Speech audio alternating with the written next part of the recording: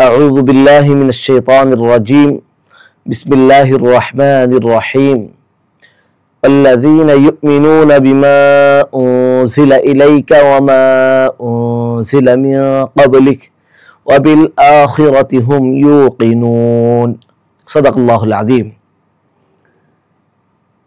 والذين ومن এবং الذين যারা يؤمنون বিশ্বাস করে বিমা বা মানে সাথে বা যারা মা যা উনজিলা অবতীর্ণ করা হয়েছে ইলাইকা ইলা মানে দিকে কা মানে আপনার অর্থাৎ আপনার প্রতি যা অবতীর্ণ করা হয়েছে ওমা উনজিলা ও মানে এবং মা যা উনজিলা অবতীর্ণ করা হয়েছে মিন থেকে ক্বাবলি পূর্বে কা আপনার এবং যা আপনার পূর্বে অবতীর্ণ করা হয়েছে ওয়াবিল আখিরাতি ওয়া মানে এবং বা মানে সাথে বা দ্বারা আখিরাত মানে পরকাল হুম তারা ইয়কিনুন ইয়াকিন রাখে সুদৃঢ় বিশ্বাস রাখে।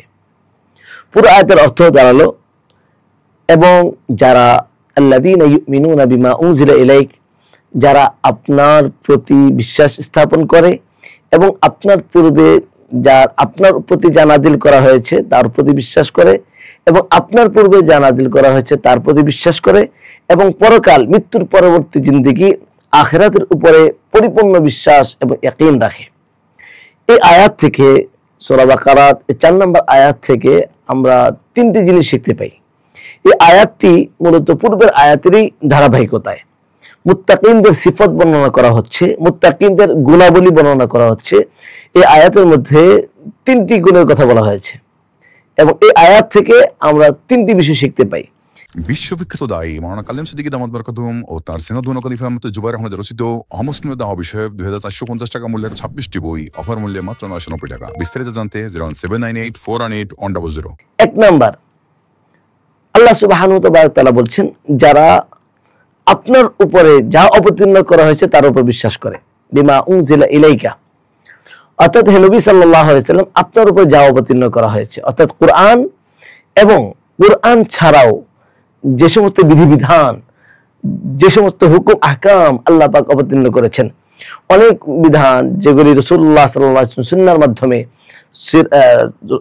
অবতীর্ণ করেছেন। কারণ ওহী দুই প্রকার, একটি হলো ওহী মাতলু ওহী গায়রে মাতলু। ওহী মাতলু যা তেলাওয়াত করা হয় অর্থাৎ কোরআন, ওহী গায়রে মাতলু যে ওহীটা তেলাওয়াত করা হয় না কিন্তু নবীর উপর অবতীর্ণ করা হয়েছে কোন একটা বিধান সেটা তেলাওয়াত করা হয় নাই অর্থাৎ সেটা হাদিস বা সুন্নাহ।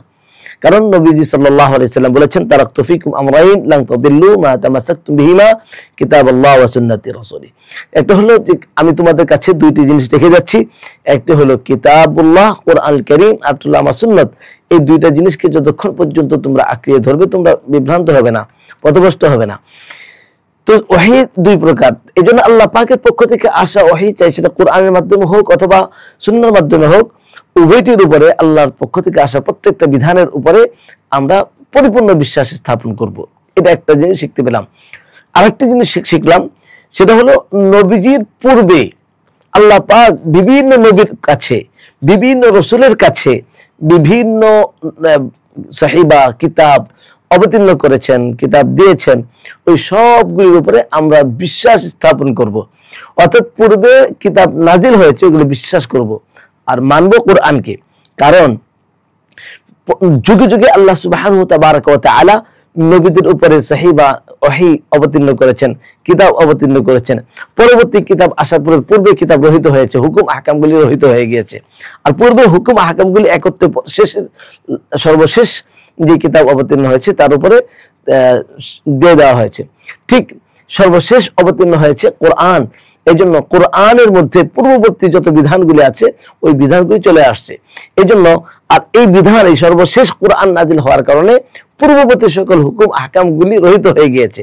এই জন্য আমরা বিশ্বাস করব আল্লাহ পাক মানুষ সৃষ্টির পর থেকে যুগে যুগে নবী এবং রাসূলদেরকে পাঠিয়েছেন সে এবং রাসূলদের কাছে আল্লাহর পক্ষ থেকে বার্তা পাঠিয়েছেন, কিতাব পাঠিয়েছেন, ওহী পাঠিয়েছেন, নাজিল করেছেন। ওই কিতাবগুলি ওই বিষয়গুলির উপরে আমরা বিশ্বাস স্থাপন করব, কিন্তু মানব কোরআনকে। এখানে একটা বিষয় আমাদের জেনে রাখা দরকার যে নবীর পূর্বে কিতাব যেমন মুহাম্মদ সাল্লাল্লাহু আলাইহি সাল্লামের পূর্বে ঈসা আলাইহিস সালাতু ওয়াস সালামকে ইনজিল নামে একটি কিতাব দান করেছেন, তাওরাত নামে একটি কিতাব মুসা আলাইহিস সালামকে দান করেছেন। আমরা ওই কিতাব, এর পূর্বে আরো অন্যান্য নবীর কাছে ওহী এসেছে, ওই কিতাবকে বিশ্বাস করব। কিন্তু এখন আমাদের যুগে মুসলমানদেরকে বিভ্রান্ত করার জন্য খ্রিস্টান ভাইরা তারা বাইবেল নামে কোনো কিতাব আল্লাহ নবীর উপরে পাঠান নাই, বাইবেলের একটা অংশ নিউ টেস্টামেন্ট নতুন নিয়মকে ইনজিল বলে চালিয়ে দিচ্ছে।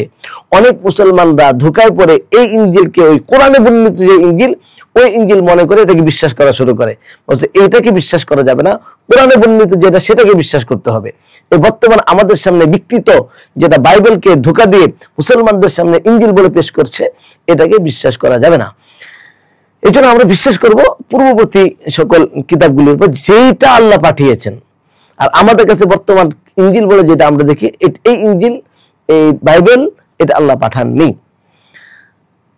3 নম্বর বিষয় আমরা যেটা শিখতে পেলাম সেটা হলো আখিরাত, পরকালের উপরে পূর্ণ বিশ্বাস স্থাপন করা, ইয়াকিন করা। ঠিক এই কারণেই ইনজিল শরীফের যে সমস্ত বিধিবিধানগুলি আল্লাহ সুবহানাহু ওয়া তাআলা ঈসা আলাইহিস সালাতু ওয়াস সালামের উপর অবতীর্ণ করেছিলেন, বা মুসা আলাইহিস সালামের উপরে যে তাওরাতের মধ্যে বিধিবিধানগুলি অবতীর্ণ করেছিলেন, ওই বিধিবিধানগুলি সর্বশেষ কোরআনুল কারীমের মধ্যে আল্লাহ সুবহানাহু ওয়া তাআলা দিয়ে দিয়েছেন, যেগুলি আমাদের জন্য প্রয়োজন।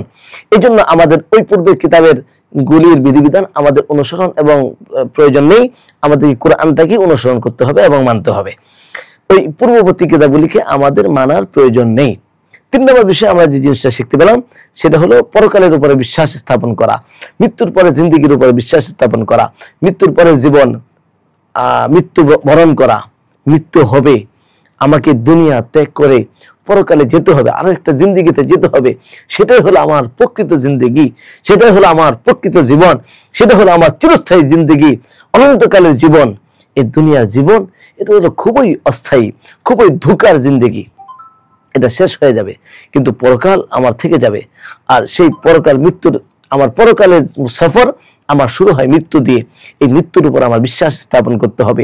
মৃত্যুর পরে আমার রূহ আমার আল্লাহ পাকের কাছে নিয়ে যাওয়া হয়, এর উপর বিশ্বাস স্থাপন করতে হবে। আমার আলমে বারজাখ এর উপর বিশ্বাস স্থাপন করা। কিয়ামত সংগঠিত হবে, কিয়ামতের সময় সব ধ্বংস করে দেওয়া হবে, আবার আমাদেরকে পুনরুত্থিত করা হবে। আল্লাহ পাক আমাদেরকে সকলকে কিয়ামত দিবসে একত্রিত করবেন, আমাদেরকে হিসাব নিকাশ আমাদের দিতে হবে, আমাদের আমলনামা আমাদের হাতে দেওয়া হবে এবং ফুলসিরাত পার হতে হবে।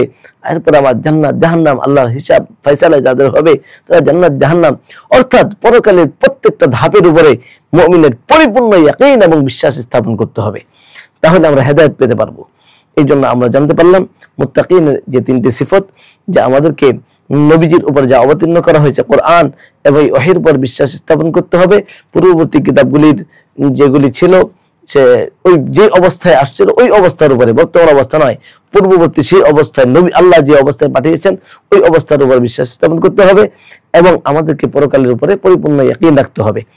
এবার এই আয়াতের এই 3টা বিষয়কে আমরা আমাদের জীবনে কিভাবে বাস্তবায়ন করতে পারি? বাস্তবায়ন পদ্ধতি হলো, এই জন্য আমাদেরকে বেশি বেশি করে কোরআনুল কারীম তেলাওয়াত করতে হবে, কোরআনুল কারীম বুঝে বুঝে পড়ার চেষ্টা করতে হবে, অর্থ বুঝে পড়ার চেষ্টা করতে হবে, যে আমার আল্লাহ আমাকে কি বলেন, আমার আল্লাহ আমার নবীর মাধ্যমে আমার উপরে কি বার্তা পাঠিয়েছেন, আমার সুন্নাহকে আমাকে পড়তে হবে, আমার জানতে হবে এবং সে অনুযায়ী প্রত্যেকটা বিধানকে আল্লাহ পাকের বিধান মনে করে, আমার পরকালের মুক্তির কারণ মনে করে আমাকে শিখতে হবে, আমল করতে হবে। পূর্ববর্তী কিতাবগুলি 2 নম্বর যে বাস্তবায়ন হলো, পূর্ববর্তী কিতাবগুলি শুধু বিশ্বাস করব, আমল করব না, আমল করব কোরআনের উপরে। 3 নম্বর শিক্ষা, মৃত্যুর পরবর্তী জিন্দেগি আখিরাতের উপর বিশ্বাস, এর বাস্তবায়ন। এটা কিভাবে বাস্তবায়ন করব? এর বাস্তবায়ন পদ্ধতি হলো যে আমরা আখিরাতের বিষয়গুলি কোরআন থেকে এই সংক্রান্ত যত কিতাবগুলি আছে, মরণের পরে কি হবে, আশিক এলাহি বলেন শহীদ সাহেবের কিতাব, এই কিতাবটা আমরা পড়তে পারি। ওখানে মৃত্যুর পরবর্তী জিন্দেগির ধাপগুলি বর্ণিত রয়েছে, ওই কিতাবগুলি পড়তে পারি। কোরআন কারীমের মধ্যে এবং হাদিসের কিতাবের মধ্যে পরবর্তী জিন্দেগির বিভিন্ন ধাপগুলি আলোচনা হয়েছে, ওই আলোচনাগুলি আমরা অধ্যয়ন করতে পারি, আমরা পড়তে পারি এবং ওইগুলির উপরে আমরা গভীর চিন্তা ভাবনা করে আমরা সেই প্রস্তুতি নিতে পারি। আসুন আমরা পরকালের প্রস্তুতি নেই, আখিরাতের চিন্তা করি, পরকালের পুঁজি আমরা এই দুনিয়া থেকেই গ্রহণ করি, সংগ্রহ করি। আল্লাহ রাব্বুল আলামিন আমাদেরকে এই আয়াতের শিক্ষাগুলির উপরে আমাদের জীবনে বাস্তবায়ন করার, আমার আপনার সকলকে বাস্তবায়ন করার তৌফিক দান করুন। আসসালামু আলাইকুম ওয়া রাহমাতুল্লাহি ওয়া বারাকাতুহু। সব কিছু ছেড়ে আমাদের সাথে